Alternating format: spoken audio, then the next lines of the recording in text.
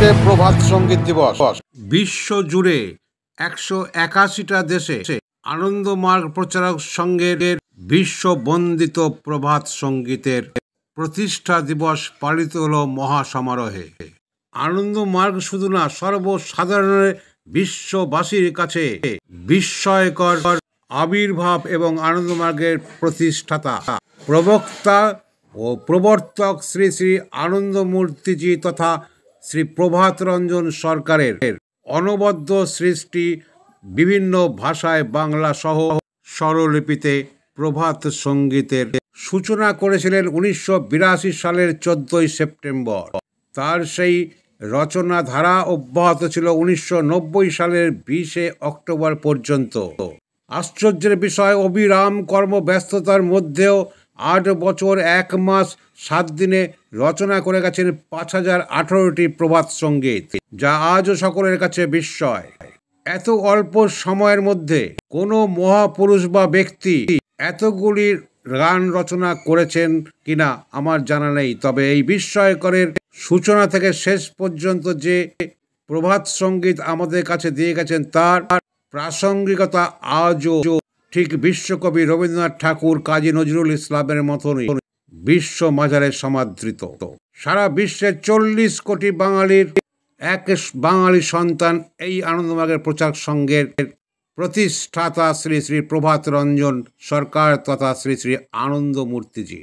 তিনি বাংলা থেকে শুরু করে সংস্কৃত, হিন্দি, উর্দু, ইংরেজি, অঙ্গিকা ও মৈথিলি ভাষায়ও এই প্রভাত সঙ্গীতকে ভাষান্তরিত করেছেন যাতে সর্বজনবিদিত হয়।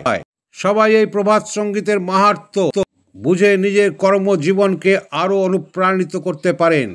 তার প্রভাত রঞ্জন সরকারের এই নামকরণের সাথে উজ্জ্বল ভাস্বর প্রভাত সঙ্গীত নামকরণটাও অতি বিস্ময়কর এবং তাৎপর্যপূর্ণ ঘটনার মাধ্যমে তার অনবদ্য সৃষ্টি আজও বিশ্ববাসীর কাছে বিস্ময়।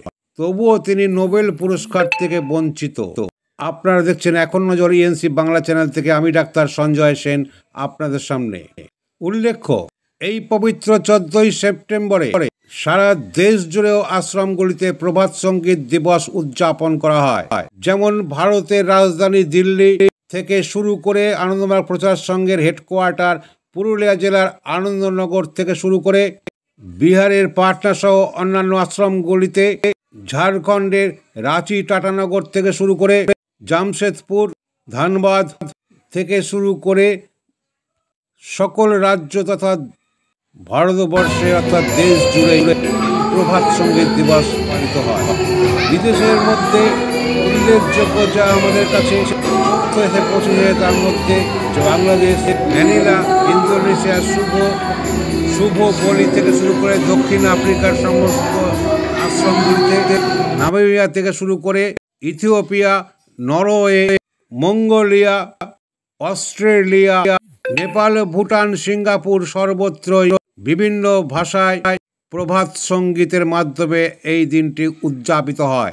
ঝাড়খণ্ডের দেওঘর ইউনিটেরও প্রভাত সঙ্গীতের প্রাথমিক স্কুলের ছাত্রছাত্রীরা অংশগ্রহণ করেন। উল্লেখযোগ্যদের মধ্যে উপস্থিত ছিলেন আচার্য অবনীন্দ্রানন্দ অবধূত, আচার্য ভরদত্তানন্দ অবধূত, কলকাতার RSS আচার্য ব্রজ গোপালানন্দ অবধূত সহ ভক্তি প্রধান মিস্টার জগদীশ জি সহ আশ্রমের সন্ন্যাসী, সন্ন্যাসিনী এবং ছাত্রছাত্রীগণ। একইভাবে ব্যাঙ্গালোরে আনন্দমার্গ দিদি আশ্রমে এই দিনটি মহাসমারোহে উদযাপিত হয়। এখানে আনন্দমার্গ স্কুল থেকে রাওয়া কালচারাল থেকে প্রেজেন্টেশন করা হয় এবং স্কুলের ছাত্রছাত্রীদের স্কুল ড্রেস থেকে শুরু করে অন্যান্য সামগ্রী প্রদান করা হয়। সাংস্কৃতিক অনুষ্ঠানে ছাত্রছাত্রীদের এনকারেজ করার লক্ষ্যে পুরস্কৃত করা হয়। এছাড়াও এখানে অখণ্ড কীর্তন এবং মেডিটেশন করানো হয়। উল্লেখ্য, পুরুলিয়ার এই সংগঠনের হেডকোয়ার্টার আনন্দনগরে RM তথা রেক্টর মাস্টার আচার্য অনিমানন্দ অবধূতের নেতৃত্বে সকল ইউনিটগুলি একসঙ্গে এই প্রভাত সঙ্গীত উদযাপিত করেন। তেমনি দিল্লি সেক্টরের এডুকেশন এবং ফার্ম ইনচার্জ আচার্য নবারুণানন্দ অবধূত এক প্রান্ত থেকে অন্য প্রান্তে প্রভাত সঙ্গীত দিবসে অংশগ্রহণ করেছেন। কিছু উল্লেখযোগ্য নৃত্য এবং সঙ্গীত আপনাদের কাছে তুলে ধরছি।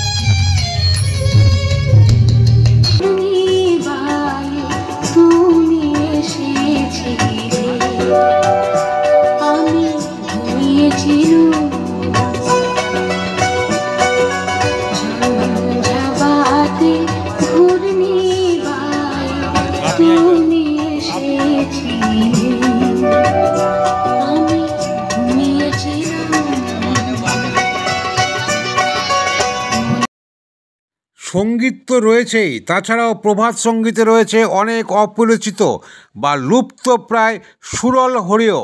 হ্যাঁ, রাগাশ্রয়ী গান ছাড়া অন্যান্য আঙ্গিকের গানও কিন্তু প্রভাত সঙ্গীতে কম নেই, যেমন টপ্পা, বাউল, কীর্তন, ঝুমুর, গজল, কাওয়ালি ইত্যাদি আঙ্গিকের বহু সংখ্যক প্রভাত সঙ্গীত আমাদের সকলকে মন ভরিয়ে দিয়েছে। এই অসাধারণ সঙ্গীতকার একজন কিন্তু বিশিষ্ট ভাষাবিদও, এবং বর্তমান সামাজিক প্রেক্ষাপটে তার দর্শন বিভিন্ন দেশে গবেষণাও চলছে।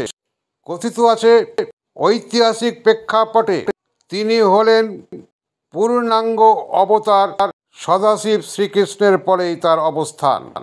তার ভাব, ভাষা, সুর ও ছন্দের এক অভূতপূর্ব সমন্বয় প্রভাত সঙ্গীত আজও অনবদ্য এবং চির অম্লান, অভূতপূর্ব। আজকের এই চরম যুগ ও সন্ধিক্ষণে প্রভাত সঙ্গীতের ভূমিকা অপরিসীম। প্রভাত সঙ্গীত তাই সার্থক যুগ সঙ্গীত।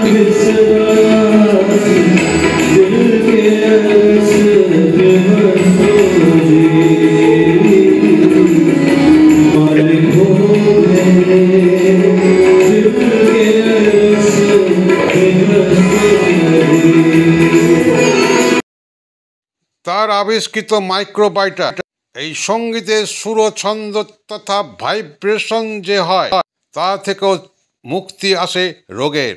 মন সতেজ এবং ততোধিক কাজের প্রেরণা তিনি এই ভাইব্রেশনের মাধ্যমে মাইক্রোবাইটার দিক দেখিয়ে গেছেন, যা আজও গবেষণারত বৈজ্ঞানিকরা। প্রভাত সঙ্গীতের এই দিনের উদযাপিত অনুষ্ঠানগুলির সমারোহে বিশেষ প্রতিবেদন এখানেই শেষ করলাম। নমস্কার।